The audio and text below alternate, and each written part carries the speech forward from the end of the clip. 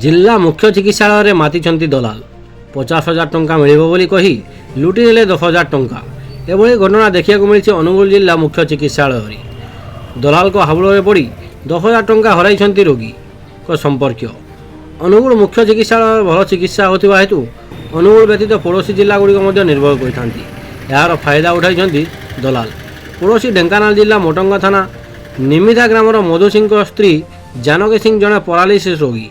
जानकी रक्त अभाव स्वास्थ्य अवस्था सकाल बिगड़ी जाता बेले जानकी स्वामी और झील जिला मुख्य चिकित्सालय भर्ती करते। जानकी प्राथमिक चिकित्सा पर महिला विभाग 3 नंबर बेड में एडमिशन कराई समय एक दलाल नजर पड़ा।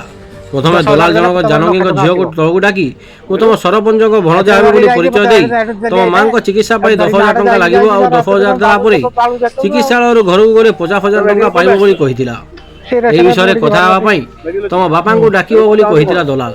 जानकी झील बापा नहांती कहू किए आसी डाकिया दलाल। दलाल कथार झीलटी निज सांगे आसी निज सांग को डाकी झील सांग को चिकित्सा 10,000 टंका लगे दलाल। अपराह्न मधु दलाल जनक 10,000 टंका देते 10,000 पाइला कागज पत्र धरी आसुची कही दलाल फेरार मारी बेले से आंब गछ मूले मधु संध्या पर्यंत अपेक्षा करने जाना पाइले जे कहीं जड़े दलाल टंका ठगी नहीं गला। यही घटना विषय मधु चिकित्सालय फांडी में कही अभियोग कले कार्यानुष्ठान ग्रहण हम बोली फांडी अधिकारी कही। दिनकू दिन दलाल संख्या वृद्धि पाउथिबा बेले चिकित्सालय कर्तृपक्ष अवहेला रोगी संपर्क एभली लुट्र शिकार होता अभियोग होउछि। चिकित्सालय कर्तृपक्ष एप्रति दृष्टि दे यथाशीघ्र दलाल मान चिकित्सालय परिसर विताड़ित करने सहित पुलिस को हस्तांतर करने दाबी होउछि। एही घटना विषय अभियोग पाइबा परे प्रशासन कौन पदक्षेप ग्रहण करुछि ताहा देखिया बाकी रहिला।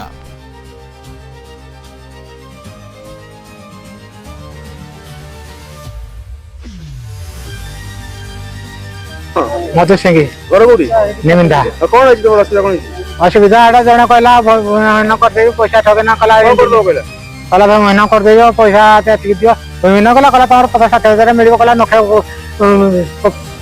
10,000 देले तुम 9,000 टका आसो